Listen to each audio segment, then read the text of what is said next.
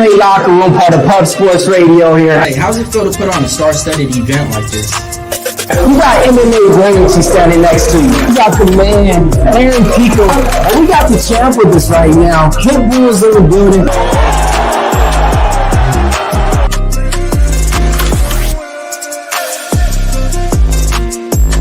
Kicking ass, taking names. Let's put it on the 666. There you go. Take me into the locker room with you. When you're walking into that octagon where they announce your opponent, how do you feel when you're going today? You know, I'm just going to go in there and do my thing, and I think the finish will come. Having your friends and family out there is like a whole other feeling. I've been a part of a lot of great fights, I feel, in my career, and some I was just working. When I was working for K1, we had so many great moments. I've watched so many great fights, and in Strikeforce we've had so many great fights in that company, and I think this is the one. This is the one that you kind of checks the box. MMA Locker Room here, seconds out. Don't worry about the other shows. We the best out. Yeah, man, we're back at it, man. We got a big UFC card to talk about this week for you guys. But before we do that, man, how'd you guys do last week, man? Over here on the live stream, it was a crazy event. Tai Tuivasa, main event. What happened, man? What happened with that? Went like how some people predicted on the panel. But hey, man, besides that, it was a lot of underdogs that won, you know, and some entertaining fights too, you know. So what'd we do? We gave out $100 again to somebody in the panel who just won by entering their picks. The UFC contest is the best over at Pub Sports Radio. Only thing you got to do is sign up at the link below. We're going to be dropping in the chat for you. Enter in your email. If you guys can beat the panel members and the chat members, Slaughter gives you guys $100 every single week. Sometimes he doubles it up to $200. Yeah. Who's going to be the winner this week? Come on.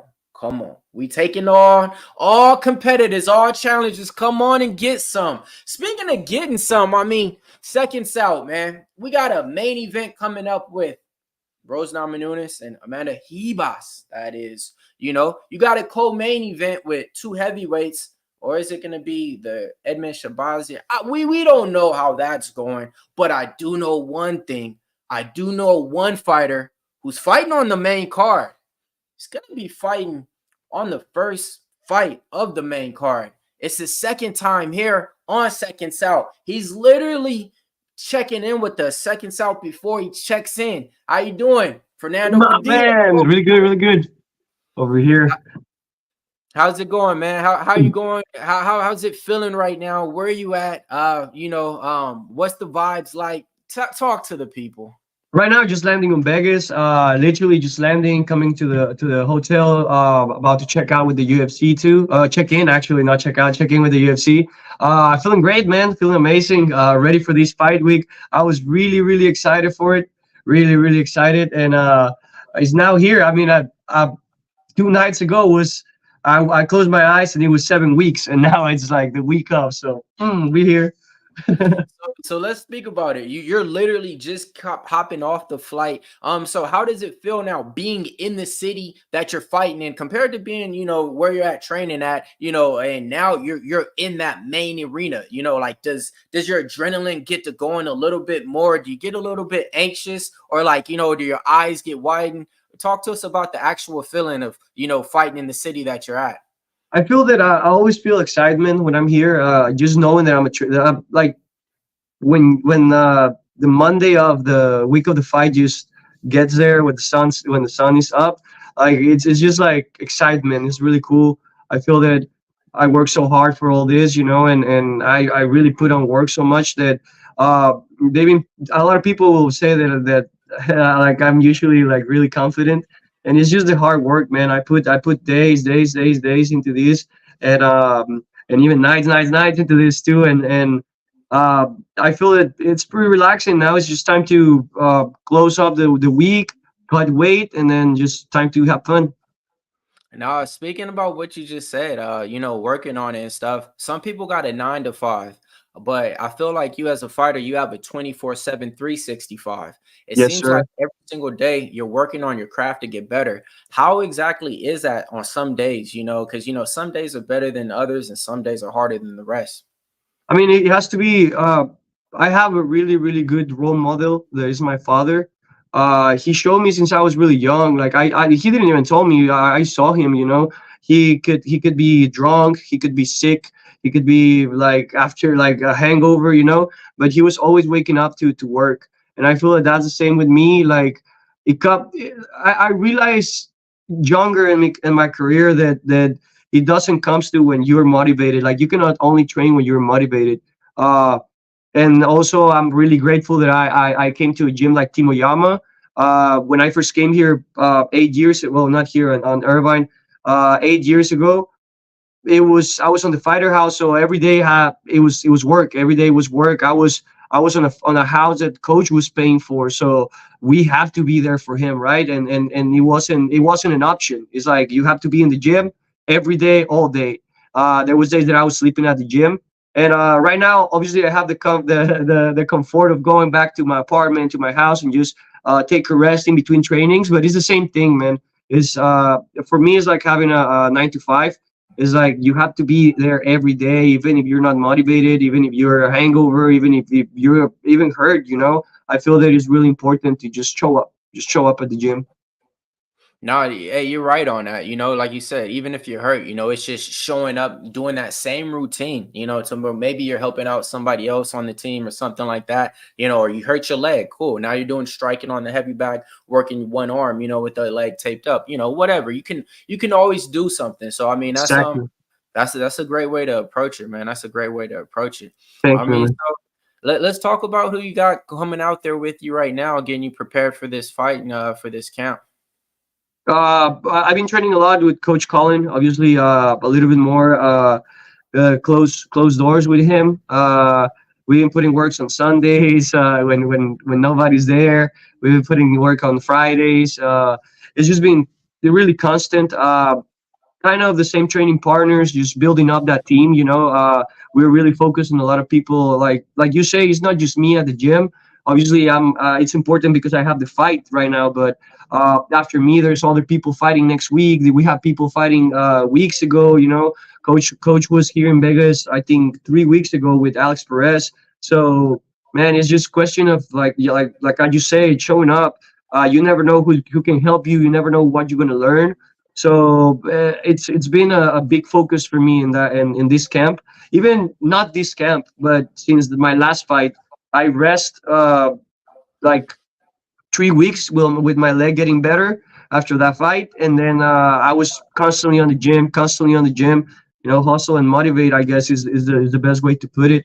And it works. It works. I feel amazing. I feel that I evolved as a fighter. I learned so much in these past months, and it's question now of going and show it. Yeah, man. I mean, 6-2 in your last 8 fights. Young fighters always adding, more skills to their weaponry and stuff like that. I mean, coming out of a tough fight like that against Kyle Nelson, I mean, did you think that you did enough to get the win? Because some of the people in the MMA community felt like you got robbed in that fight. Looking at it, back in the days now, did you learn anything from that fight? Are you still going to go out there and kind of fight with the same thing and leave it up to the judges, or what do you take away from that one? I feel that we never want to like leave it to the judges. That's not my style, to be honest. If you see my fights, I'm probably you always looking for the finish. But I don't know, man. Right when I was in the cage, I do feel that I did more. I feel that I pushed. I remember my coach telling me on the break from the second round to the third round, hey, this is the last round, go push it. You have one round, just go push it. And I feel that I pushed the pace. I was constantly putting pressure. I was constantly trying to getting him into the cage. Something that I do notice after the fight, I have to study it and I have to see what I did wrong and what I did right. And it was just question of mixing it up. I feel that I was too stuck into I'm a boxing, and it wasn't the fight to box. It was this guy was more avoiding the fight. He was moving around, trying to not get clipped by my long weapons, and he did great. He did great. Uh, it made me learn that I need to mix it up. I need to be more of an MMA fighter, and just realize I think also doing changes in the on the curse of the fight, it will be perfect. I was just, I'm gonna knock him out. I'm gonna knock him out. I'm gonna knock him out. And I knew I could finish him, but it didn't happen. So obviously, it didn't went my way. I cannot. I'm not the type of guy who complains. I really always look forward. I don't think there's no one to blame. Uh, the work was there. We were pretty confident that I was going to win this fight, and it didn't happen. So up to the next one, and we're here now. So time to show it. Yeah, no, speaking about something you just said about mixing it up and stuff, it's something I wanted to speak to you about because my friend Curtis Millender in 2018, when you made your debut, when you fought in LFA, was telling me, hey man, this guy, jiu-jitsu specialist, he chokes out everybody. And I look it up. I mean, 8 win by sub. I mean, you ever just thought about sometimes taking them back to Sub City? Sometimes it seems like, fighters, not they go away from what they're good at, but it seems like they don't stick to it as much as their career goes. And it seems like, man, 8 wins by some submission. You had them by armbar, triangle choke. I mean, our last sub was in 2018. How you feel about bringing these people back to Sub City? That's the point. That's the point of doing all this. That's the point of actually literally mixing it up. Because yeah, like you go and see my record, and I have a lot of submissions. But if you go and see those fights, most of them they take me down. They're the ones landing the submission, the takedown, sorry, and then I just capitalize and do the submission. Other than that, that's what I learned. I feel that it got to one point when I came here to America that really good wrestlers were just holding me instead of like really looking for like a finish. So my game plan changed it from, okay, work on the ground to, oh, don't get taken down. So when I changed my mind to don't get taken down, completely was like, okay, I'm gonna strike these guys. And I really think I can strike with everyone in the world right now, and at least in 45. But yeah, man, it's MMA. It's not. If I want to go strike, I can go to K1. I can go to Karate Combat. I can go do all these other things. But I want to be in the UFC, and yeah, I'm an MMA fighter for a reason, right? So yeah, man, it's just I'm being working on that. I'll be working on mixing it up, going back to the ground. Now be the one taking it to the ground, not just letting them take me down. So yeah, that's the point. Nah, you said it right though. You could strike with anybody, man. During your last fight, man, the commentators were giving you so much props on your jab and everything like that, and your clean boxing and everything like that. So I mean, the proof is in the pudding, and everything's there for that. Let's talk about your up and coming fight though, man. Luis Pajuelo, 8-1, 7 wins by KO. What do you know about your opponent, and how does your style match up with his? I think he's a good striker. In terms of like his hands are pretty gnarly. Like he just goes and hit and hit and hit and hit. If you go and see his last fight that was in the Contender Series, we're going back again to like if I'm gonna take him down, if I'm gonna go land the takedown. I think it's a good strategy. I just need to be careful with it. He tends to just strike in every position that he is. He just try to strike, and I feel that higher levels and the level that I am, you need to have some kind of defense. So if I can go and show that, and I put him on blast in that point, I feel that it will be really good. Other than that, I think it's gonna be a scrap, bro. I really like to fight. I just really like to strike too. So that's also on me. That's a mistake that I have. Is just I really like to fight. Like I just say, I really believe. I truly believe that I can strike with anyone on the division. So. Again, that belief is good, and I'm keeping it. But also going back to the same, we're MMA fighters, so we have to go show that, and I'm gonna go show that. Yeah, I mean, what? So now it's gonna be your second time in the Apex, right? Second time in the Apex. Second time in the Apex. So how does that feel now, fighting compared to fighting in the crowd, like your other fight against Cal Nelson? I feel that the Apex is it's like sparring, it's like you're in the gym, you're in a big gym with like barely few people, like obviously not barely few people. They have a bunch of people there in the gym, in the Apex, but it's quiet. It's a small place, and it feels like you're in the gym. Timo Yama is a pretty big gym, So I felt really compared to that. I could hear my coach. I can hear Julian's coach at the time, and it was just fun. I really enjoy fights like that. I fight in LFA too against Nate Richardson like that. I can hear everything. There was barely 30 people, and I can hear the commander, the commentators. I can hear everything. So it feels good. I feel that I do good in those aspects. Man, the T-Mobile in September 16, I think it wasn't bad. I think, like I say, I was good. I was there in the entire fight, but it was a dream. It was a dream come true, man. It was a dream come true. Obviously, that walkout, the way the energy was, uh, man. I think I never had that feeling in my life, and trying to describe it is really hard too because it's just amazing. It's so much energy. You can like you hear the people in the middle of the fight. They start like ay ay ay ay, canta y no llores. You know, like all those things make a difference. I think I was that helped me push a little bit more in that fight. Uh, but again, the styles didn't match up to do what I wanted to do in that fight. Yeah, no. Speaking about being in the apex, and being able to hear all your coaches and stuff. One thing I actually want to talk to you about is like during the fight and your coaches are yelling out instructions. Can you give me a blatant example of something that happened to where he said something and then you put it into action and executed? And then also, I just want to know after the round is over and you're actually sitting down in that corner, like I want to keep it real on this one when that adrenaline is pumping and they're telling you certain things to do on that game plan and you just want to go out there and punch and do it, are you actually able to take the information that they're giving you and apply that, or is it just kind of like a mode to where it's like, hey, I'm in this fight, I need to survive, I'm gonna do it this way? Like what's the comparison on those? I feel that obviously there's fights that you need to you need to take the interpretation of your coaches of what they saying, and there's other fights.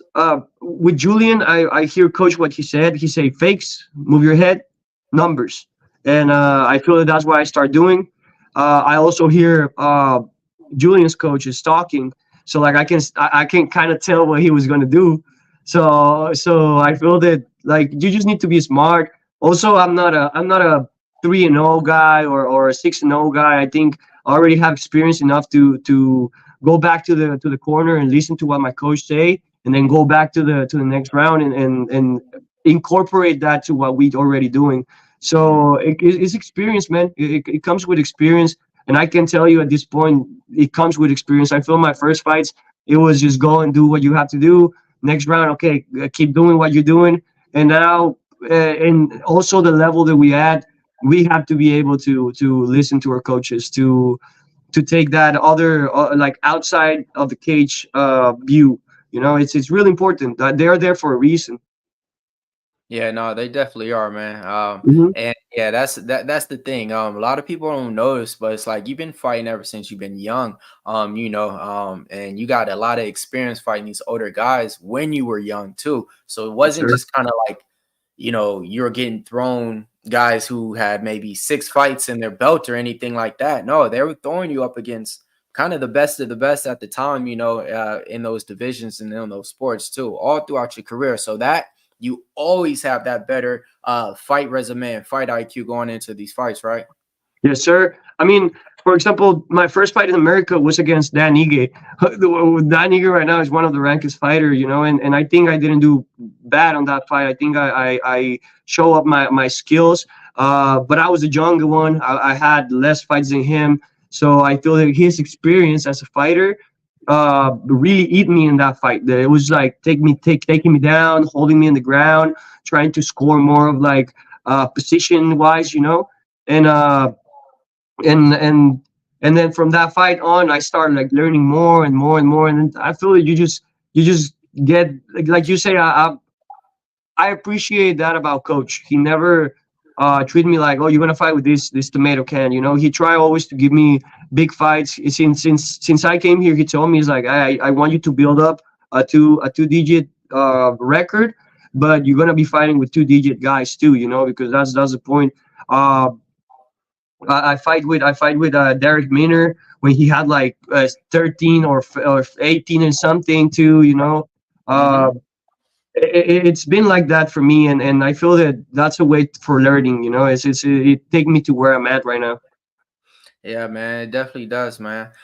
Speaking about taking to where you're at right now, right now you're in the apex, but do you have your eyes on maybe some bigger events? You know how it was like 2 months ago, everybody was calling for UFC 300. We don't got UFC 300. We do have the UFC Sphere, and I think that's going to be on what, Mexico Independence Day. Yep. You got your eyes set on anything, after the victory? Yes, sir. Obviously, win this fight, go all the way to the big three with this fight, and if they want to book me for something closer, right now, like something maybe July or even June, that will be perfect. But if they want to hold me all the way for the car in September, I will be glad to do it. I want that fight to go. Last year September 16, this year September 16. What's better than that? Yeah, man, you're right on that, man. That would definitely be like a tradition for you. You Yeah, say it like yeah. that too. You know what I mean? It's a tradition for that. Something I want to ask you about. I want to ask you about fighter pay. As a new fighter coming in. In other sports, it's kind of clear as what fighters get paid, their contracts and amounts. But for MMA fighters, it's a little bit different. They think, once a fighter gets paid a certain amount, they take all that home, not understanding that they have to pay their gym, they have to pay coaches, trainers, and stuff like that. Just looking at it, how do you think the landscape is right now for the fighter pay? And just on a comparison, like let's just say if you get 12,000 a show and another 14,000 to win, and let's just say you get 26,000 total, let's just give an estimate and stuff like that. Like, what's the amount or percentage you think like the average fighter is taking home I after mean, everything's done? a lot of management right now has been changing the way that they do, because obviously fighters are been getting more uh, picky with these things. But I think from 20 to like the gym and the coaches should be at least 20% or 10%, and then the management also 20 to 10. It always depends. Uh, I'm not Listen, obviously, we all want to get paid more. I'm not the type of guy who likes to ask for money or more money. I feel that my work speaks for itself, and I'm I don't complain. Obviously, it will be good to receive a little bit more than usual, But like you say, there's so many things that you have to pay after. There's so many people that you have to care about too. It's not just the coaches or the management too. You have family, you have uh fucking bills to pay, taxes to pay. We have training partners, and Right. I feel that if as the person that I am, I feel that I always want to take care of everyone. Probably something bad, but it's just the way I am, and obviously a little bit more money will make it way easier. But like I say, I hope, and I that's why I put the work every day. So my work and my art in the cage speak for itself. So they see me and they say, okay, this guy deserves a little bit more, you know. I feel you 100%, man. Speaking about deserving a little bit more, how you feel about Elita Taporia? Do you feel that he deserves a little bit more respect and credit for what he's been able to do and accomplish in the division? Hell yeah. Obviously, uh, I don't know. It's hard. I don't respect that he have himself on his chest tattooed. But without talking shit, that's crazy. When I saw it, I was like, damn. But The back too. that also speak on the level of belief that he have in himself. Like I have a tattoo of El Valiente. That's why they call me El Valiente, right? And I have the belt there that I want to fill up. So like I believe in that. If he believe in that too, like he did it. And I think the respect should be put in his name. What he did wasn't easy. Jair couldn't do it. Brian couldn't do it. Holloway couldn't do it. And those are guys who being like hitting solid on the top. It's not guys who are not like oh, this guy was chump, or this guy was a tomato can. No, these guys were really good, and what Bulk did to them was impressive. And the same way with what Ilya did to Bulk. Not taking nothing from Bulk, but yeah, what Ilya did was really impressive. Yeah, man. I mean, the whole division seems like it's moving along right now. You got three other featherweights on this card, fighting besides yourself. But let's look on down the future a little bit, man. What do you think about the matchup of Holloway and Gaethje? How do you think that one's going to play out for the Oh BMF man, title? I'm excited for that one. I'm really excited for that one more because they give time for Max to go up and weight. Uh, I had the same feeling about the when he fight Poirier on the 55 for the belt, and I was rooting for Max. I always think the Max is one of the best fighters, and I'm excited for this. I'm excited for this fight. Obviously, the IQ of Gaethje has been getting way too good in these last years. He's not just a brawler, but when he needed that he had the nuclear bomb. But it's impressive how smart he's been getting into the cage in the cage, and his approach into these fights that he's been having. Uh, so it's going to be interesting seeing him with someone with, I think, a similar fighter IQ to him that is Max. I think it's Mm, going to be a war, man. It's going to be a really, yeah. really good fight. Yeah, striker versus striker. You got two fighters who kind of take a lot of damage too, and they give a lot of damage too. So it's gonna be one of those things, man. You're locking them in the cage, man. Hope it's a 5-round fight. Speaking about interesting, I mean, you got the former champ coming to this division now, Aljamain Sterling taking on Calvin Kattar for his introduction. How do you think that fight's gonna play out? I think it's a really tough fight for Aljo. I don't think Cater is a champ on wrestling either. I think he's good. He was able to mix it up on past fights like Giga Chikadze. I feel that talked a lot about his ability to mix it up, I guess. So also getting hit by a 45er sometimes is not the same like getting hit by a 35er. So and Cater is big too. It's not a small 45er. He's known for being one of the tallest, like physically strong. So I have Cater in the upper hand in that fight. Got it, man. And what about this one, man? I mean, this is an interesting one. Diego Lopes taking on Sadiq Yusuf. I It's gonna knew be a you were gonna. I knew that was gonna come. Oh my God! Listen. I've been talking about this. I'm not. I'm not. I believe that everyone have their time, so there's no hate for nobody. But it's impressive how these people nowadays they've been speed running the UFC. People like Alex Pereira, and then you have Erberg. That he's fighting Pantoja right now. So I feel that they trying to look this for the same kind of road for Diego. And man, he's been doing it great. Like he's been doing it amazing. He lost his first fight again, a top guy on decision. He didn't got knocked out. He didn't got submitted. He put him in a lot of danger, and then he went and win two fights. Yeah, two fights, right? Oh yeah. Yeah, Veneta, and but he went and really capitalized. So he goes and do those things, and now he have a big name in front of him, like Sadiq Yusuf. So it's just question to see if he's gonna be one of those speed runners or Sadiq is actually going to stop that train.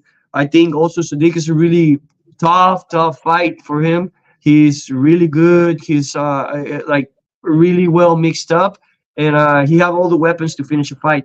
So it's going to be interesting. It's going to be really interesting. Last one I want to know about UFC 300. Alex Pereira versus Jamal Hill for the title. How you think that one's gonna play out? Oh my God! I see Jamal Hill here in the PI a few times, and I think he's a cool dude. He's a cool dude. But man, fucking that guy, man, Pereira is different, bro.